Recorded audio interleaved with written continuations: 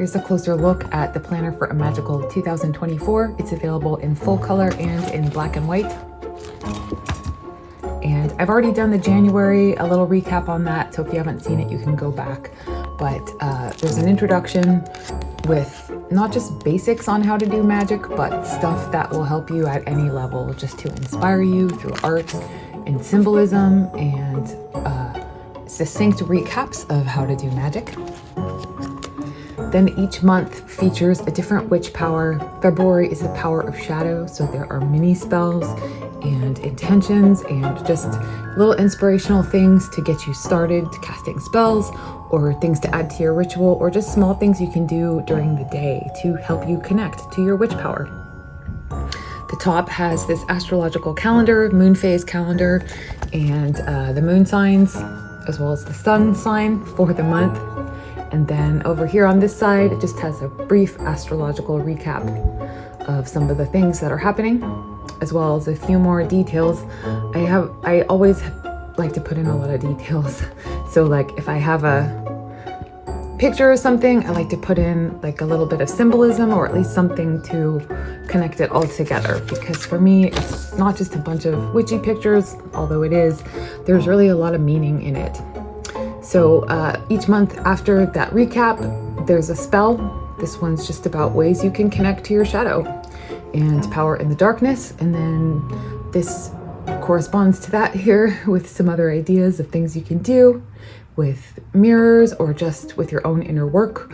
There are crystals and herbs and things like that that you can use in your spell work too, however you like. Here's the monthly calendar. Again, the moon phases are listed, and just some very basic Sabbats and some very basic astrological information, sun signs. A little intention section where I've added some ideas for you, but you can also amp that up with whatever you like. Cornelius wants to say hi. Then the weekly pages. Now, you don't actually have to write your appointments on these. They're honestly more, it's a journey over the passage of time. So even if you just put something that happened that day, you don't have to use it for a lot of stuff. Like some people say, I don't use a planner. That's not actually the main point of the book. The main point is more the symbolism, the art, being drawn into a magical world and finding inspiration in your own power and your own self, no matter what is going on, like on all these days around you. But some people do use the planner pages too, so that's totally up to you. But I think a lot of people just follow along with the art. So here's the black witch moth. I've seen these in person, they're really amazing. Some more herbs, nettle, and then so that's a whole month. And then the next month is about intention, setting intention, and a little bit of vision and manifesting what you desire. So again, there's the moon calendar up top. That's kind of like a moon calendar at a glance. Symbolism, mini spells, things you can do, a recap. I love that shoe. Some more symbolism that all kind of like, you know, hawk energy fits into the theme of the month. So I try to keep you on track, even though it's kind of free-flowing and loose.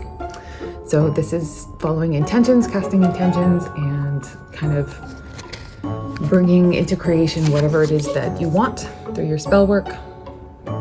Calendar for the month, simple graphics, and then back into the weekly planner pages with mini spells and correspondences on every page.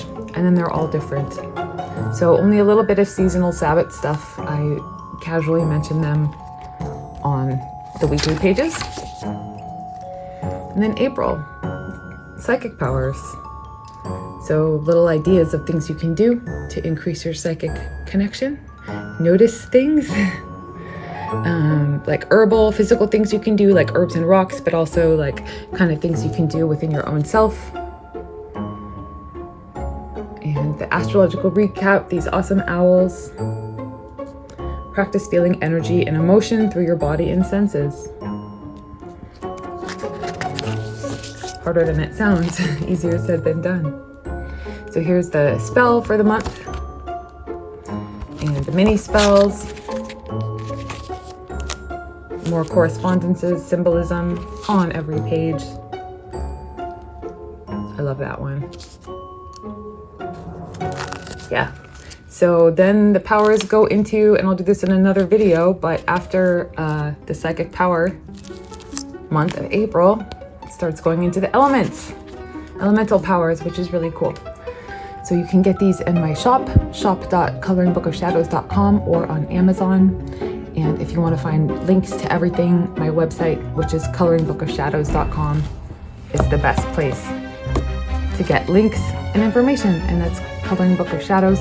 And that's me. I'm Amy Chesery. So thanks for watching.